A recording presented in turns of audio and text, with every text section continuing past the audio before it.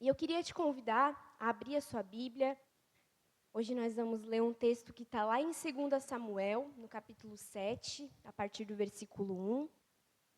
Pode abrir lá em 2 Samuel 7, 1.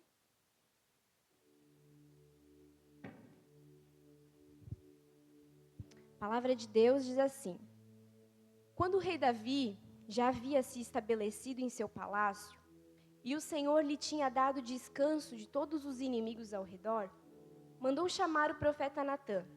O rei disse: Veja, moro num palácio, uma casa de cedro, enquanto a arca de Deus está lá fora, numa simples tenda. Natã respondeu ao rei: Faça o que tem em mente, pois o Senhor está com o rei. Naquela mesma noite, porém, o Senhor disse a Natã: Vai e diga a meu servo Davi, que assim diz o Senhor: Acaso cabe a você construir uma casa para eu habitar? Desde o dia em que tirei os israelitas do Egito até hoje, nunca morei numa casa. Sempre acompanhei o povo de um lugar para o outro, numa tenda, num tabernáculo. E, no entanto, onde quer que eu tenha ido com os israelitas, nunca me queixei às tribos de Israel e aos pastores do meu povo. Nunca lhes perguntei: por que não construíram para mim um palácio, uma casa de cedro? Agora vai e diga a meu servo Davi que assim diz o Senhor dos Exércitos: Eu o tirei das pastagens, onde você cuidava das ovelhas, e o escolhi para ser o líder do meu povo Israel. Estive com você por onde andou e destruí todos os seus inimigos diante dos seus olhos. Agora tornarei seu nome tão conhecido quanto dos homens mais importantes da terra. Providenciarei uma terra para meu povo Israel e os plantarei num lugar seguro, onde jamais serão perturbados. Nações perversas não os oprimirão como fizeram no passado. Desde o tempo em que nomeei juízes para governar meu povo Israel, eu lhes darei descanso de todos os seus inimigos. Além disso, o Senhor declara que fará uma casa para você, uma dinastia real. Pois quando você morrer e for sepultado com os seus antepassados, escolherei um de seus filhos, de sua própria descendência, e estabelecerei seu reino. Ele é quem construirá uma casa para meu nome, e estabelecerei seu trono para sempre. Eu serei seu pai, e ele será meu filho. Se ele pecar, eu o corrigirei e o disciplinarei com a vara, como qualquer outro pai faria. Contudo, não retirarei dele meu favor, como retirei de Saul, quando o removi de seu caminho. Sua casa e seu reino continuarão para sempre diante de mim, para sempre, e seu trono será estabelecido para sempre. Então, esse texto aqui, um pouquinho longo que a gente leu, antes da gente entrar realmente aqui no cerne, na essência do que Deus ele quer ministrar no nosso coração, a gente precisa entender um pouquinho aqui do contexto. Até aqui, nesse ponto onde a gente leu, Davi, ele já tinha sido ungido rei, por Samuel. Ele já tinha, até aqui, ele já tinha derrotado Golias. Ele já tinha vivido um tempo como um fugitivo de Saul. Ele já tinha assumido o trono. E um capítulo antes daqui de onde a gente leu, Davi, ele conquista Jerusalém e ele leva para lá a Arca da Aliança do Senhor de volta para lá. E aí agora aqui, nesse capítulo 7 que a gente leu, Davi, ele tem paz, dos seus inimigos. Ele já está lá com o trono dele estabelecido. E aí o que ele faz? Ele expressa a Deus um desejo de construir um templo para Deus. Ele diz, eu estou aqui morando nesse palácio e a arca de Deus está lá numa tenda. Então ele expressa ali esse desejo de construir um templo para o Senhor. Mas aí Deus, o que responde para ele? Responde que não é exatamente isso que Deus tinha em mente. E aí acontece que muda totalmente aqui o foco da história. Então lá no versículo 1, a gente vê que Deus ele deu para Davi descanso dos inimigos dele. E um dia ele estava lá no palácio dele, e eu começo a imaginar que ele fica olhando, fica contemplando tudo aquilo, que foi construído, aquele palácio maravilhoso, e ele pode ficar, de certa forma, inconformado ali com ele tá morando naquele lugar, mas a arca de Deus está lá fora, numa tenda, numa simples tenda. E aí o que ele faz? Ele chama o profeta Natã E ele fala, olha, eu estou aqui, estou morando nesse palácio, enquanto a arca de Deus está lá fora numa tenda. E aí o profeta Natã, de primeira, ele responde, olha, vai e faz tudo aquilo que tu tem em mente, porque Deus é contigo. Né? Só que naquela mesma noite, Deus fala com Natã uma palavra para ele entregar para Davi, e Deus manda ele dizer para Davi que não seria ele quem iria construir um palácio, uma casa para ele. Aí Deus começa a dizer que desde o dia que ele libertou os israelitas lá do Egito, ele nunca morou em uma casa.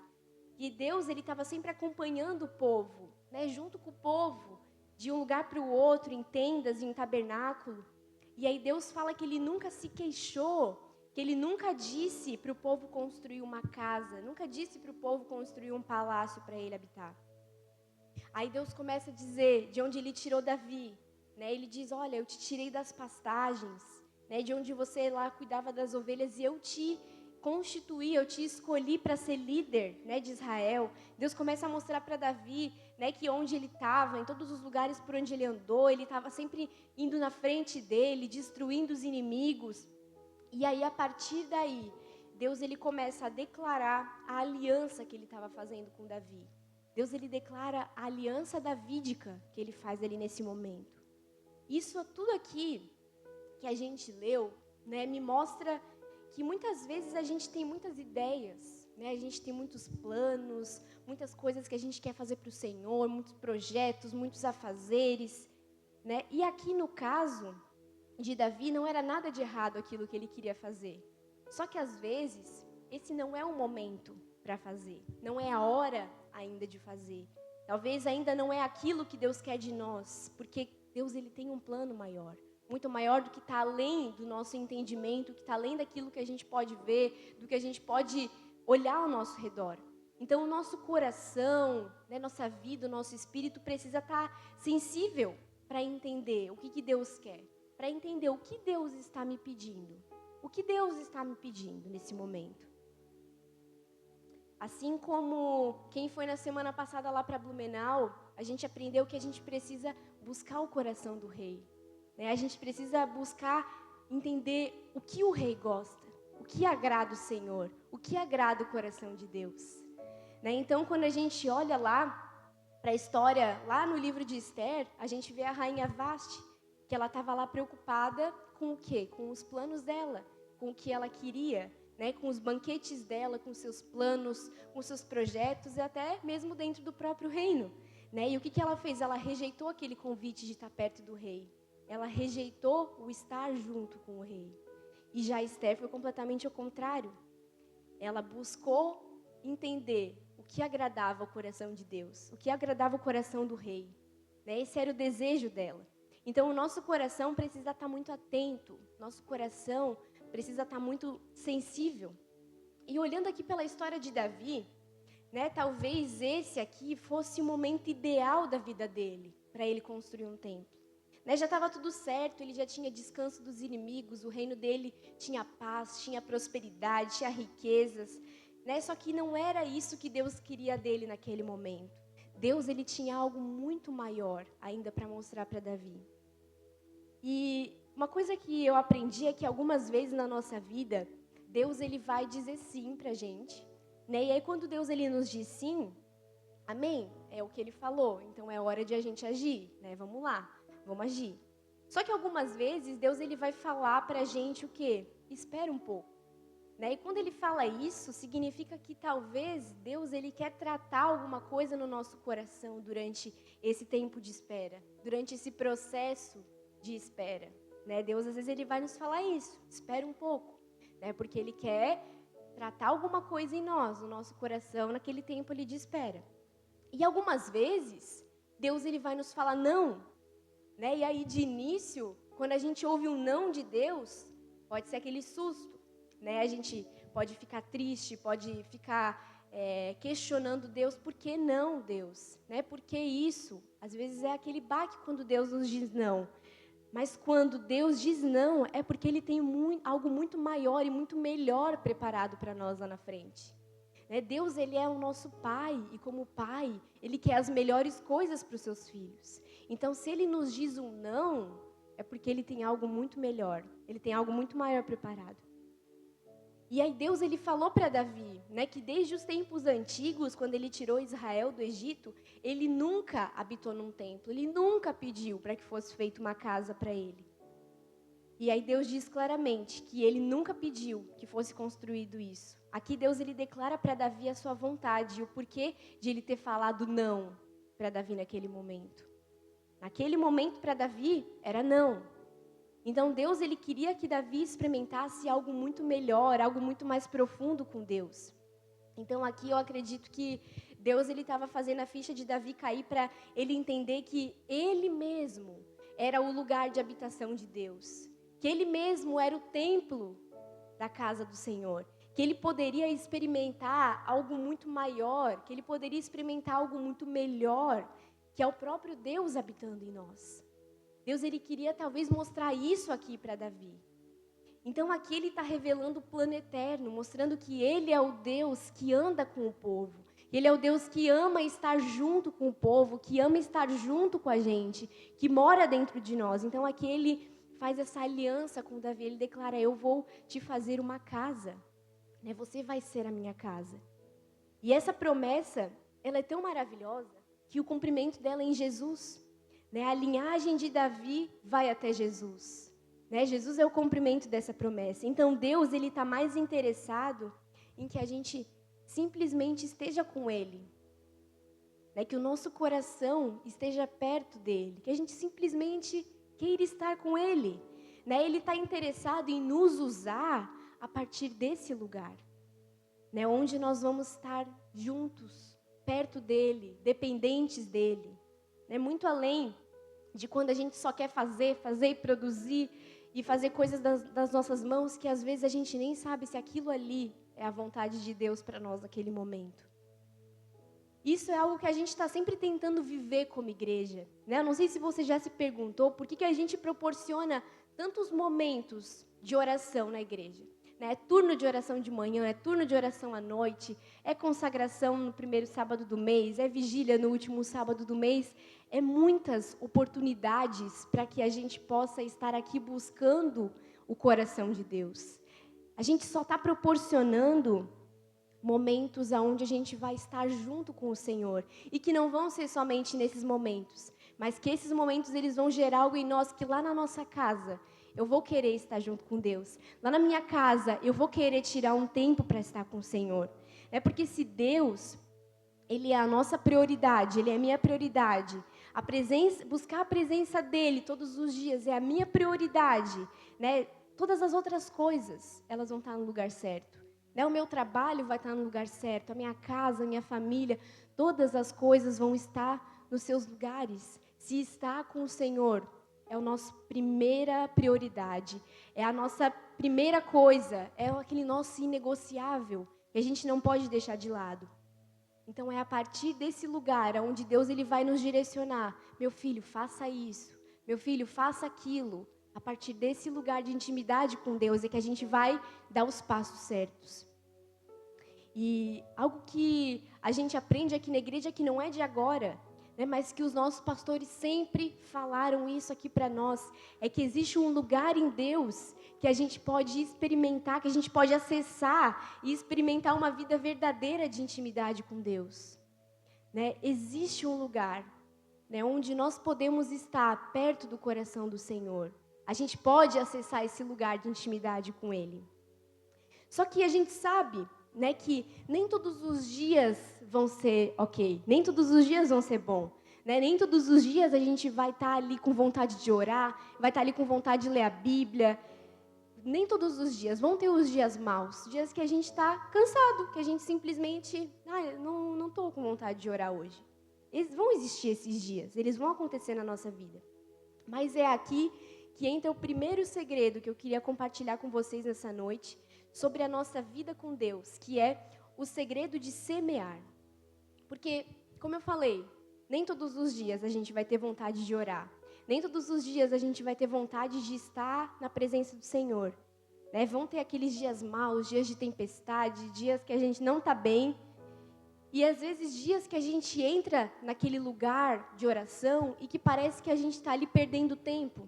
né, que a gente está ali e aí, tô aqui, mas não estou sentindo a presença de Deus, eu estou vendo que tem tanta coisa para mim fazer, tem isso, tem aquilo que eu preciso ir lá e resolver, né, e aí começa a parecer que a gente está ali nesse lugar perdendo tempo. Imaginando que ficar ali aquele tempo, naquele lugar, mesmo que a gente não está sentindo nada, mesmo que eu não estou sentindo nenhum arrepio, nenhuma vontade de chorar, né, aquele tempo ali a gente às vezes imagina que não vai dar resultado nenhum. Né? E aí, quando isso acontece, muitas vezes a gente tende a sair dali. Né? A gente tende a abandonar, sair e pensar, não, talvez hoje não, mas talvez amanhã eu me sinta melhor. E aí, quando a gente faz isso, quando a gente sai daquele lugar, a gente perde tudo o que Deus tinha para nós naquele dia. A gente perde coisas que às vezes a gente nem imaginava que Deus poderia derramar na nossa vida naquele dia. Então, a gente precisa entender que Deus, Ele não é refém das nossas emoções. Deus, Ele não é refém dos nossos sentimentos, de como eu tô. Ele não é refém disso. Deus, Ele é Deus. Então, se eu tô ou não me sentindo bem, Ele está ali. Se eu tô ou não sentindo a presença dEle, Ele está ali. Né? Ele não é refém de como eu estou me sentindo. Ele não é refém de como está o meu dia. Ele é Deus, Ele não muda. Então, no dia bom, Deus, Ele está ali, nos esperando no lugar secreto. No dia mau, Ele continua ali no mesmo lugar, nos esperando no lugar secreto. No dia que a gente está ali, se derramando, né, na presença do Senhor, Ele está ali. Mas no dia que a gente está ali, que parece que não sente nada, Ele continua naquele mesmo lugar. Ele continua estando ali ainda. E eu queria que você fosse comigo agora lá para o texto de Gálatas. Gálatas 6, o versículo 7. Vamos lá, Gálatas 6, 7. Gálatas 6, versículo 7 diz assim, a parte B. A pessoa sempre colherá aquilo que semear. Quem vive apenas para satisfazer a sua natureza humana, colherá dessa natureza ruína e morte. Mas quem vive para agradar o Espírito, colherá do Espírito a vida eterna. Portanto, não nos cansemos de fazer o bem. No momento certo, teremos uma colheita de bênçãos, se não desistirmos. Então, olha só o que está dizendo aqui, gente. Que quando a gente vive só para satisfazer a nossa carne, né, a nossa natureza humana, a gente vai colher o quê? A ruína e morte. Então, aquele dia que, não estou bem, não estou querendo orar hoje, né, a gente está o quê? Satisfazendo a nossa natureza humana, se a gente cede a isso. Mas quando a gente vive para agradar o Espírito, que mesmo no dia mau, a gente vai lá, não, eu vou continuar aqui nesse lugar, eu vou permanecer aqui, porque Deus, Ele quer falar comigo. Então, nesse dia, a gente vai colher do Espírito a vida eterna, a gente vai estar semeando no Espírito. E aí, ali no final do versículo 9, ele diz, no momento certo, teremos uma colheita de bênçãos, se não desistirmos. Então, olha só que maravilhoso, né? O que isso estava dizendo? Que quando a gente semeia no Espírito, se dedicando tempo no nosso lugar secreto, a gente vai com toda certeza colher vida no Espírito. Se a gente dedica tempo, se a gente dedicar a nossa vida, se a gente colocar nossas prioridades, a gente vai colher vida no Espírito. E quando a gente fala disso de semear, é no sentido de realmente dedicar tempo ali. Né, de estabelecer um padrão, de estabelecer um horário, de dizer, não, esse momento aqui é inegociável, é o meu momento com o Senhor. Né, estabeleça um padrão, estabeleça os seus hábitos. Né, se precisar, eu vou acordar mais cedo, eu vou tirar meu horário de almoço, eu vou dormir um pouco mais tarde, mas estabeleça um momento para o teu lugar secreto. O Senhor, Ele vai estar ali te esperando. Para que a gente precisa estabelecer isso para que diariamente a gente consiga passar um tempo com o Senhor, para que diariamente a gente possa ter esse tempo de desfrutar da presença dEle. Esse momento onde a gente vai sair de lá, mesmo o dia que a gente não está sentindo a presença, a gente vai sair de lá semeando vida no Espírito e a gente vai colher isso. Então a gente precisa semear, a gente precisa realmente se dedicar nesse lugar secreto com o Senhor. E o mais maravilhoso disso é que essa semeadura, ela vai produzir uma colheita na nossa caminhada com Deus. Toda semeadura produz uma colheita. E essa semeadura no lugar secreto, ela vai produzir uma colheita na nossa vida com Deus, na nossa caminhada com Ele. Isso vai nos transformar, né? Isso transforma quem a gente é, transforma o nosso caráter, transforma a nossa vida, né? E também transforma das pessoas ao nosso redor. Porque quem está ao nosso redor vai sentir a transformação a partir desse lugar. E semana passada, a gente foi muito ministrado aqui sobre arrependimento, sobre o arrependimento ser esse caminho para a transformação. E é nesse lugar que Deus ele vai nos levar para um verdadeiro arrependimento, né? Um verdadeiro arrependimento que vai nos levar ao quê? A uma verdadeira transformação na nossa vida. É nesse lugar. E sim, gente, todos os dias a gente vai ser tentados a desistir, né?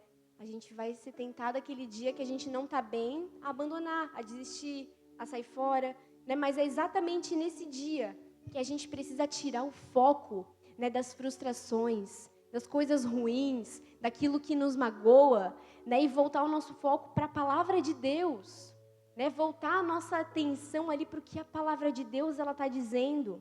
Voltar a nossa confiança para a palavra de Deus, né? Entender que se eu perseverar, que se eu continuar semeando nesse lugar, no tempo certo, vai vir a colheita. Porque naquele momento em que a gente está ali, parece que não está acontecendo nada, né? Mas a nossa perseverança no lugar secreto, ela vai mostrar que muitas vezes o verdadeiro impacto daquele momento ali, ele só vai ficar evidente depois.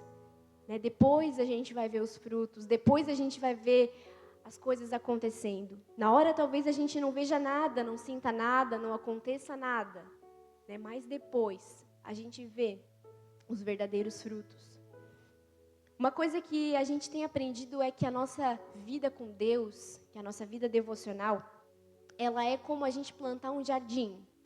Né? Quando a gente está ali, acaba de semear no lugar secreto, não é sempre que a gente já consegue olhar e ver os resultados. Assim como num jardim, no momento que eu estou ali plantando as sementes, uma hora depois eu não vou olhar e olha ali, já cresceu uma árvore, já saiu os frutos.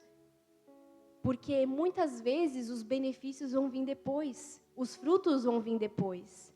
Mas o que a gente precisa é continuar nesse lugar. O que às vezes a gente planta vai exigir uma estação inteira ainda de crescimento para que aquilo aconteça.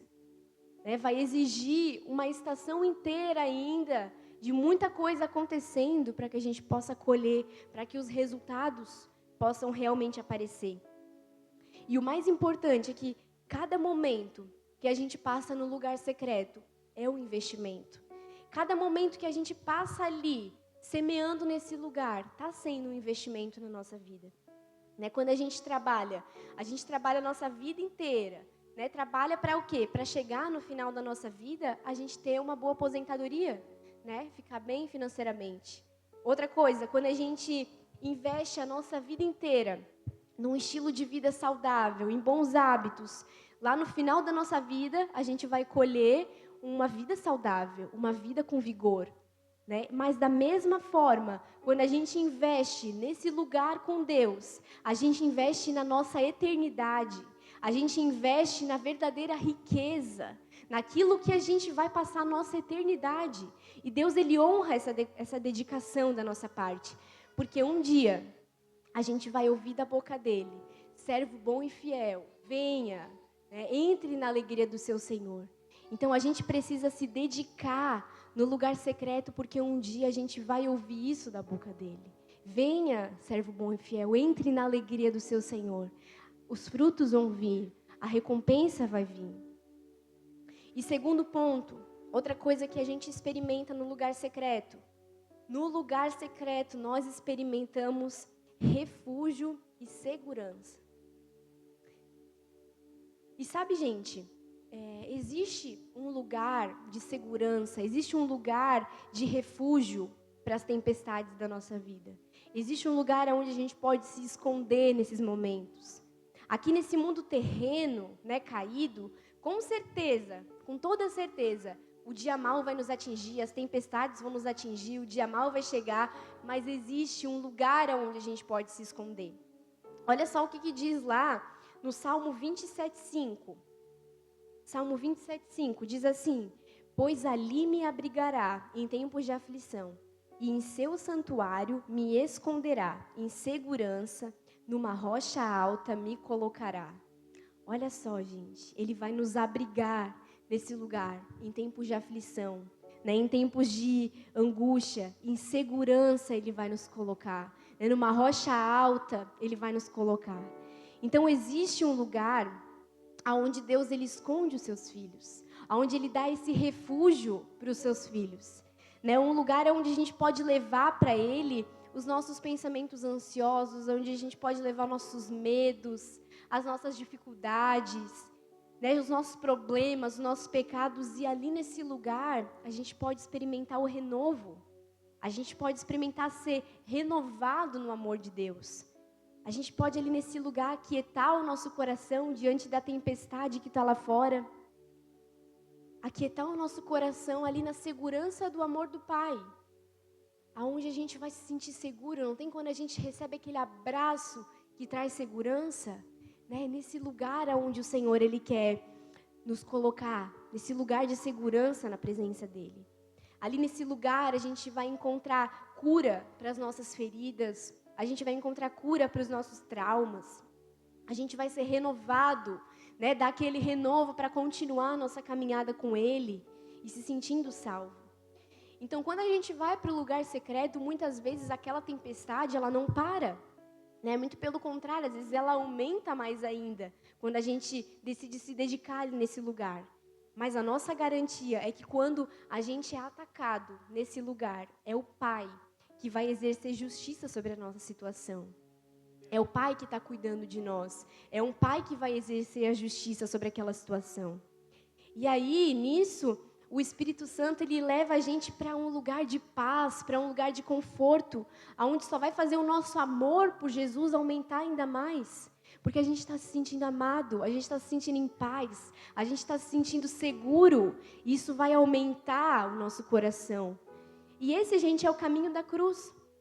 É onde a gente vai sofrer muitos ataques, onde a gente vai ter muitos desafios, né? Mas mesmo assim, não existe lugar mais seguro do universo para a gente estar. Quando a gente para e olha, né, para Jesus na cruz, né, ele estava ali sofrendo, mas ele estava ali no lugar mais seguro do mundo, porque ele estava no centro da vontade de Deus. Né? Então, muitas vezes, quando a gente está passando por momentos difíceis, a gente não pode abandonar esse lugar. Muitas vezes, a gente quer fugir, né? A gente dá aquela síndrome de Adão, de querer se esconder, de querer fugir de Deus, mas não, é nesse momento que a gente precisa correr mais ainda para perto dEle, para mais perto, mais junto dEle, né? Que vai nos trazer segurança, que vai nos trazer a segurança que a gente precisa naquele momento. Às vezes, a gente só vai precisar ficar ali, né? Às vezes sem falar nada, só chorar, só conversar com Ele. E aí quando a gente sair de lá, o nosso coração ele vai sair cheio de fé. Mas aí a gente sai desse lugar, a guerra continua, né? Continua ali, a tribulação, e a gente volta para esse lugar. Aí Deus traz aquele conforto, aquela segurança, a gente sai de novo de lá cheio de fé. E às vezes esse ciclo ele vai ter que ir se repetindo, até que a gente saia de lá e a gente saia cheio de fé e a paz reine novamente. Né? Até que aquele momento difícil passa e aí a gente percebe que foi apenas um momento, né? Mas que valeu a pena ter perseverado.